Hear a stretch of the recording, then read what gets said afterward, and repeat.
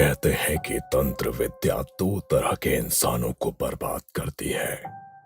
एक वो जो मजाक मजाक में हाथ डालते हैं और दूसरे जो इसे अपना पूरा जीवन बना लेते हैं।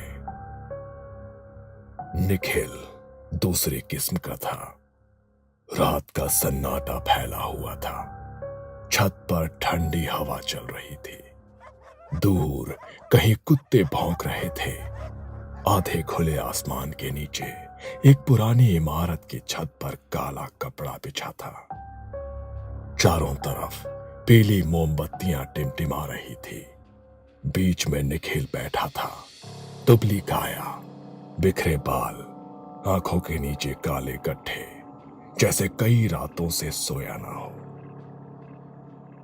उसके सामने कई पुराने पीले पड़ चुके ग्रंथ फैले थे। शमशान साधना, काली साधना, ये सब पढ़ लिया। असली शक्ति कहाँ है? वो विद्या जो 1 मिनट में इंसान को अंदर से फाड़ दे। वो एक पुरानी काली जिल्द वाली किताब उठाता है। कवर पर धुंधले अक्षरों में लिखा था, आतापी वातापी विद्या। उस पल जैसे आसमान में हल्की बिजली चमकती है, जैसे किसी ने इस नाम पर मुहर लगा दी हो। निखिल की आंखों में अजीब चमक आ गई।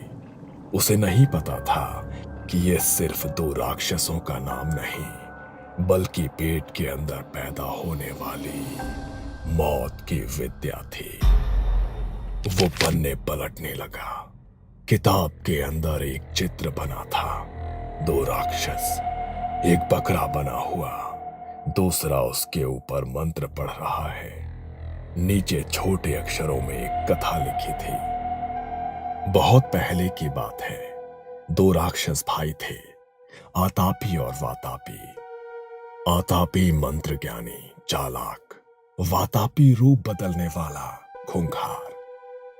वो जंगल में घूमते, थके हारे यात्रियों को देखते और हंसते हुए कहते, आइए यात्रीजन, थक गए होंगे, हमारे आश्रम में भोजन कीजिए।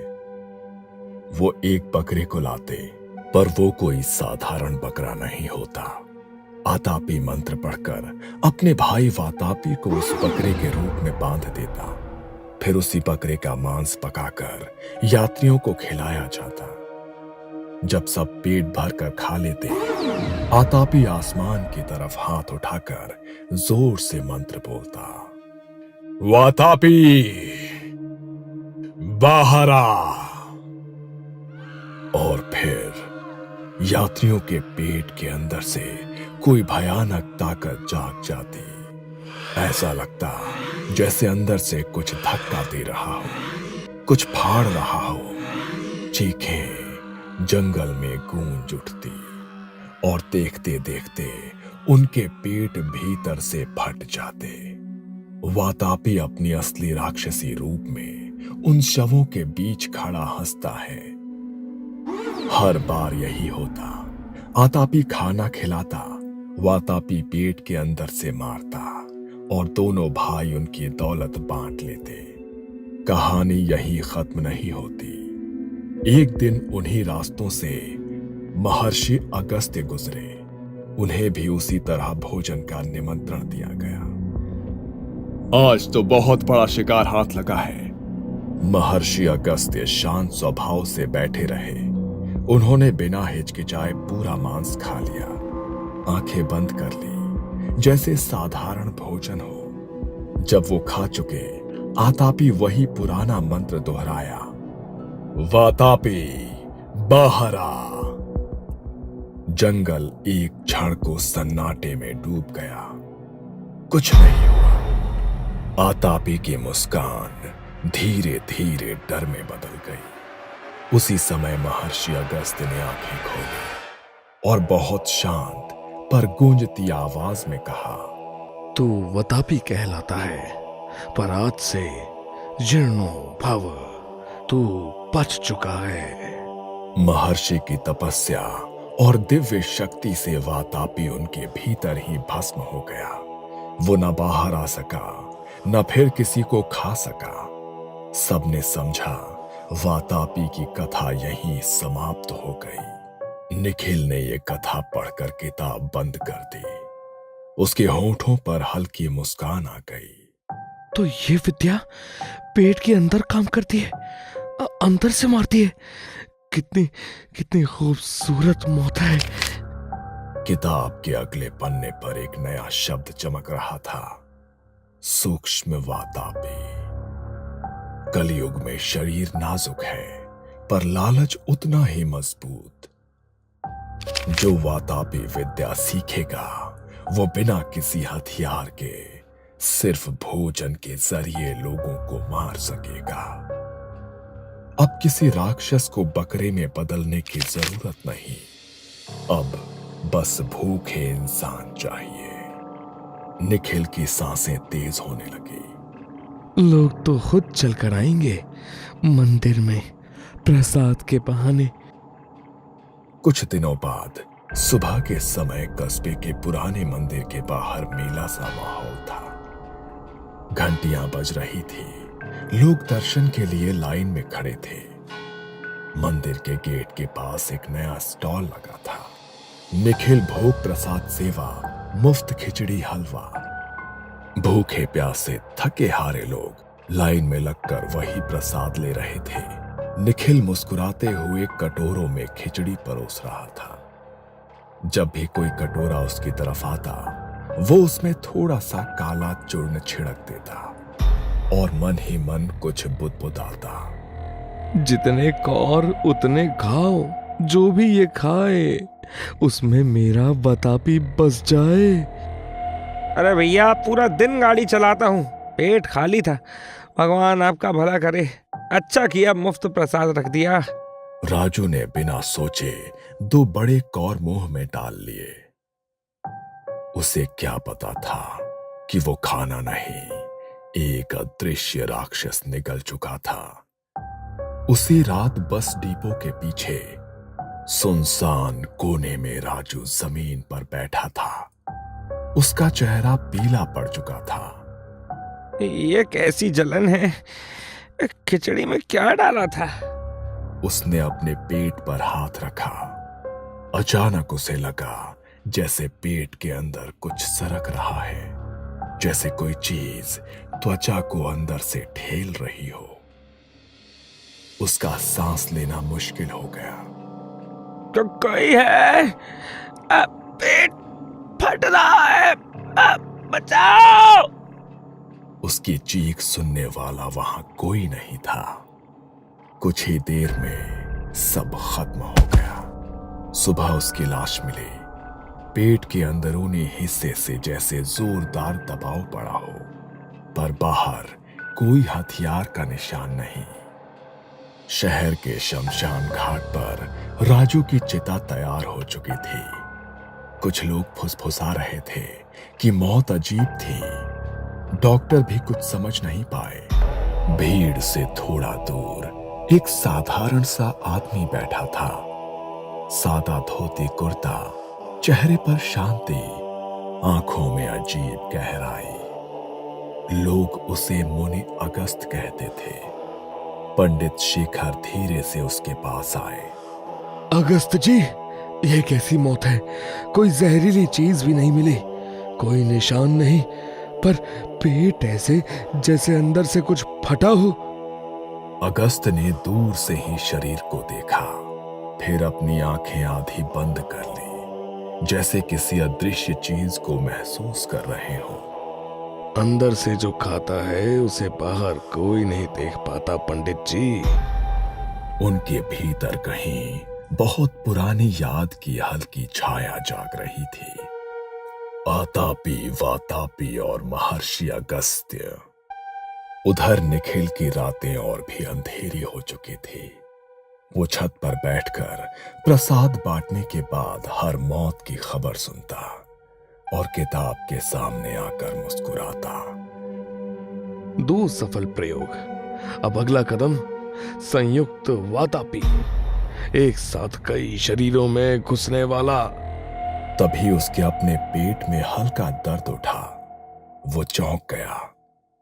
उसे ऐसा लगा जैसे किसी ने उसके कान में बिल्कुल पास आकर फुसफुसाया हो, जो तूने जगाया है, अब वो तुझे भी खाना चाहता है। उसने घबरा कर पीछे मुड़कर देखा। कुछ नहीं था, सिर्फ दीवार पर अपनी ही लंबी छाया। पर कुछ पल के लिए उसकी छाया के पेट वाले हिस्से में अजीब सी हलचल दिखी। फिर सब कुछ सामान्य हो गया। अब निखिल की योजना और बड़ी हो चुकी थी। मंदिर में घोषणा हुई, आज रात तीर्थ यात्रा के लिए बस निकलेगी। सभी यात्रियों के लिए भोजन और प्रसाद की व्यवस्था निखिल करेगा। ये सुनकर निखिल के चेहरे पर वही चमक आई जो पहली बार किताब देखते समय आई थी। रात होने पर बस स्टैंड पर भीड़ जमा थी। सबको पैकेट में हलवा पूड़ी दी जा रही थी। हर पैकेट के अंदर वही काला चूर्ण। बस चल पड़ी। अंदर लोग हंस बोल रहे थे। बच्चों की हंसी, बुजुर्गों की बातें, बीच बीच में भजन की आवाज। धीरे धीरे सबने खाना शुरू किया। निखिल बीच की सीट पर बैठा, आंखें बंद कर मन ही मन अपने मंत्र दोहरा रहा था। जितने निवाले उतने शरीर, वातापी जाग और बाहर आ। अचानक बस में बैठे कई लोगों के पेट में एक साथ गहरी असामान्य गुड़गुड़ की आवाज आने लगी। किसी बच्चे ने रोना शुरू कर दिया। एक बुजुर्ग अपना सिर पकड़कर झुक गए। कुछ यात्रियों के चेहरों पर बेचैनी साफ दिखने लगी। पहली बार सूक्ष्म वातापी ने एक साथ इतने शरीरों में खुद को फैलाया था। उसी समय सड़क के बीचों बीच आगे एक आदमी दिखा, मुनि अगस्त। बस के सामने खड़े होकर उन्होंने अपना हाथ उठा लिया। ड्राइवर घबरा गया और जोर से ब्रेक लगा दिए। बस झटके से रुकी। अरे बाबा जी, जान लेनी है क्या? बस रुकी तो सभी लोग हिल गए। कई लोग पेट पकड़कर कराहने लगे। निखिल ने खिड़की से बाहर झांक कर देखा। सड़क पर खड़े मुनि अगस्त सीधे उसकी तरफ देख रहे थे। उनकी आंखों में कोई डर नहीं था, सिर्फ पहचान थी, जैसे वो बहुत पहले से उसे जानते हो। कितने शरीरों में कितनी भूख भरोगे निखिल? बस के भीतर सन्नाटा छा गया। कुछ यात्रियों ने हैरानी से निखिल को देखा, कुछ बाहर खड़े साधु को। सबको बस इतना महसूस हो रहा था कि उनकी सांसें भर रही है। पेट के अंदर कुछ गड़बड़ है। लोग बस से उतरने लगे। सड़क के किनारे सभी जमीन पर बैठ गए। कोई कराह रहा था, कोई पानी मांग रहा था। निखिल बाहर आया और क्रोध से भरकर बोला, तुम कौन होते हो बीच में आने वाले? ये मेरी साधना है, मेरी विद्या, आतापी बतापी विद्या। इसके सामने किसी ऋषि की पुरानी कहानी नहीं चलती। कहानी नहीं, इतिहास है, जिसे तुम्हारे जैसे लोग दोबारा दोहराना चाहते हैं। पर याद रखो, वातापी को पहले भी बचाया गया था और आज फिर बचाया जाएगा। यात्रियों के पेट की आवाजें और तेज होने लगी। कुछ लोग दर्द से चीखने लगे। वातापी, सबके अंदर से बाहर आ। ऐसा लगा जैसे हवा अचानक भारी हो गई हो। कई यात्रियों के मुंह से हल्का सा काला धुआं निकलकर ऊपर की तरफ उठने लगा। वो धुआं एक जगह जमा होता गया और धीरे धीरे एक भयानक, विशाल, पेट उभरे हुए राक्षसी आकार में ढलने लगा। आंखें नजर नहीं आ रही थी, पर उसकी भूख महसूस हो रही थी। वो धुआं राक्षस सड़क के ऊपर मंडरा रहा था। उसके भीतर से पतली पतली काली लताएं निकलकर यात्रियों के पेट की ओर लौटती दिख रही थी, जैसे उनके अंदर बाहर के बीच कोई अदृश्य डोर बंधी हो। ये सूक्ष्म वातापी का रूप था जो अब एक साथ कई लोगों के पेट से जुड़ा हुआ था। मुनि अगस्त ने सड़क की मिट्टी की एक चुटकी उठाई, अपने अंगूठे को हल्का सा काटकर उस मिट्टी पर अपने खून की एक बूंद टपका दी और फिर आंखें बंद कर ली। हे यज्ञनी, जिसे इन शरीरों ने निगला उसे मैं स्वयं ग्रहण करता हूं। वातापी, तू फिर से मेरे अंदर आ। ये कहते हुए धुएं की काली लताएं यात्रियों से हटकर अब अगस्त की तरफ मुड़ने लगी।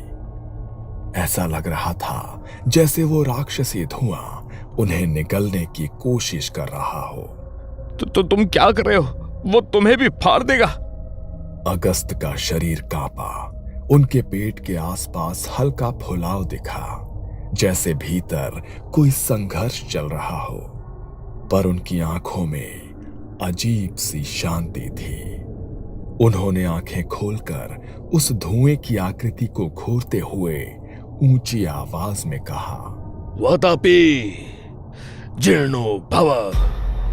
दूसरी बार भी तुझे हजम कर लिया गया है। जैसे ही उनके शब्द पूरे हुए, धुएं के उस राक्षसी रूप में दरारें पड़ने लगी।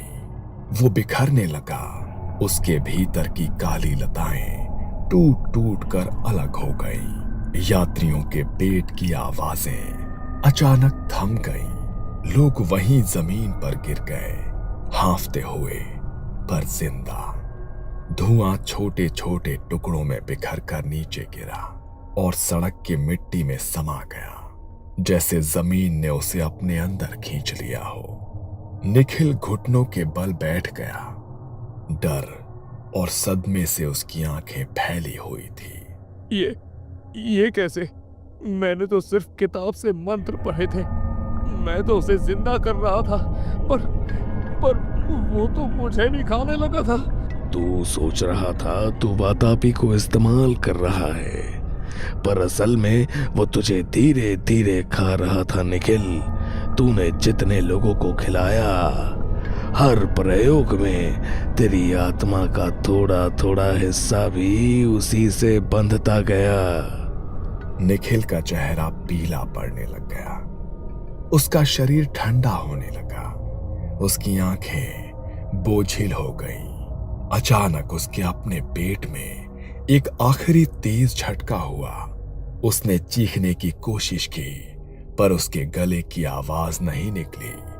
वो वहीं सड़क पर गिर पड़ा। सड़क की लाइट की पीली रोशनी में ऐसा लग रहा था जैसे उसकी देह के पीछे पड़ी छाया का पेट वाला हिस्सा धीरे धीरे धुंधला हो रहा हो, जैसे किसी ने उसकी परछाई के अंदर से कुछ खा लिया हो। लोग धीरे धीरे संभलने लगे। कुछ यात्रियों ने कांपते हाथों से अगस्त के पैर छू लिए। बाबा, ये सब क्या था? भूख कहानियों की भी होती है और राक्षसों की भी। समस्या तब शुरू होती है जब इंसान दोनों को बिना समझे अपने अंदर भरना शुरू कर देता है। सुबह होते होते सड़क सामान्य हो चुकी थी। वाहन चलने लगे। लोग अपने अपने काम पर जाने लगे। सिर्फ सड़क के किनारे एक छोटा सा चबूतरा बन गया, जहां कुछ लोग चुपचाप हाथ जोड़कर खड़े हो जाते थे, बिना जाने कि वहां क्या हुआ था। मुनि अगस्त भीड़ में खो गए। किसी ने ये नहीं पूछा कि वो कहां से आए थे और कहां जा रहे हैं। उसी रात निखिल की पुरानी छत पर हवा थोड़ा ज्यादा ठंडी थी। किताब अब भी वहीं पड़ी थी जहां निखिल उसे छोड़कर गया था। धीरे धीरे उसके पन्ने खुद ब खुद हिलने लगे, जैसे कोई अदृश्य हाथ उसे पलट रहा हो। कवर पर लिखा नाम आतापी वातापी विद्या धीरे धीरे धुंधला पड़ने लगा, जैसे कोई उसे मिटा रहा हो। आखिरी पन्ने के कोने पर हल्के से शब्द जैसे उभर आए, भूख कभी सच में नहीं मरती। फिर सब शांत हो गया। तो ये थी कहानी कलयुग के निखिल की और उस प्राचीन वातापी की, जिसे एक बार महर्षि अगस्त्य ने और आज के समय में मुनि अगस्त ने पेट के अंदर ही खत्म कर दिया। शायद ऐसी कथाएं हमें बस ये याद दिलाने आती हैं कि हर ज्ञान, हर विद्या सबसे पहले हमारे इरादों को परखती है। अगर आपको ऐसी माइथो हॉरर कहानियां पसंद है तो चैनल को सब्सक्राइब करना बिल्कुल मत भूलना। ये कहानी आपको अच्छी लगी हो तो हमें सब्सक्राइब करें, हमारा इंस्टाग्राम और फेसबुक पेज जरूर फॉलो करें। अगर आपके पास ऐसी ही कोई कहानी हो तो हमें कमेंट बॉक्स में भेजें। हम कोशिश करेंगे कि अगली एनिमेटेड स्टोरी आपकी होगी।